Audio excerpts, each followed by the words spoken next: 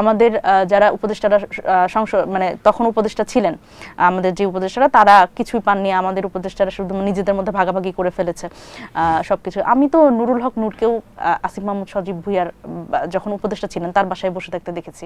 সুতরাং এইটা যদি বলতে যাই যে কে আসলে কতটুকু নিচে তার এলাকার জন্য, এটা বলতে গেলে আরো অনেক কথা বের হয়ে আসবে, সেটা আমি বলতে চাই না এত ওপেন প্লেসে। সুতরাং এই জায়গায় আসলে সবাই সেই সুবিধাটা নিয়েছে যে আমরা সেই আগের কমরেড সেই দাবি করে নানান ধরনের সম্পর্কের দাবি করে অনেকেই আসলে নিজের সুবিধাটা নিয়েছে এবং তারা কিন্তু এখন বহাল তবিয়তে আছে, সেটা আমরা না বলি। এখন দেখেন যে ভাই খুব গুরুত্বপূর্ণভাবে যে কথাটা বলতেছেন সেটা হচ্ছে যে এই যে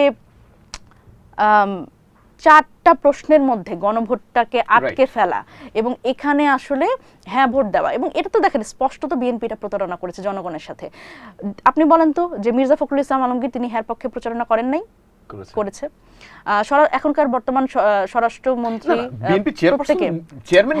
চেয়ারম্যান নিজে করেছে, বর্তমান স্বরাষ্ট্রমন্ত্রী সালাউদ্দিন আহমেদ করেছে, সবাই হ্যার পক্ষে প্রচারণা করেছে। তাহলে এখন এসে যদি এত অসুবিধা হয় তাহলে তখন কেন কোনো অসুবিধা ছিল না? এবং যে এবং দেখেন এই যে 4টা প্রশ্নের কথা ওনারা বলছেন, 4টা প্রশ্ন খুবই দুর্বোধ্য। মাননীয় স্বরাষ্ট্রমন্ত্রী উনি কিন্তু বারবার করে বলছে এই প্রশ্ন পড়তে আমাদেরই 3 ঘন্টা লাগে। কিন্তু আমি যদি বলি এই যে এই এত বড় একটা বই, এটা মানে 66 পেজ নাকি 44 পেজের, এটা হচ্ছে বিএনপির নির্বাচনী ইশতেহার। এই ইশতেহার ওনারা কয়দিন আগে দিয়েছে? ওনারা দিয়েছে 7 দিন আগে। তাহলে এই 44 পৃষ্ঠার ইশতেহার পড়ে কি বিএনপিকে ভোট দিয়েছে লোকে? দেয়নি।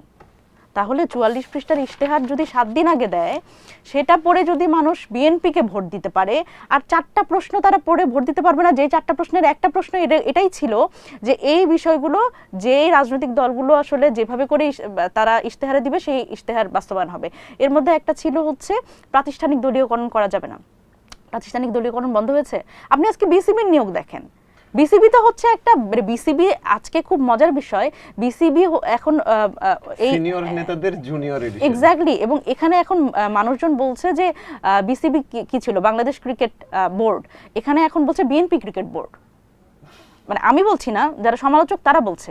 সুতরাং এই যখন অবস্থা যে প্রাতিষ্ঠানিক দলীয়করণের চূড়ান্ত পর্যায়ে আমরা চলে গেছি, আপনি দেখেন যে বাংলাদেশ ব্যাংকের গভর্নর কিভাবে করে চেঞ্জ হয়েছে, এবং বাংলাদেশ ব্যাংকের গভর্নর এমন একজন মানুষ যিনি নিজেই ঋণ খেলাপি।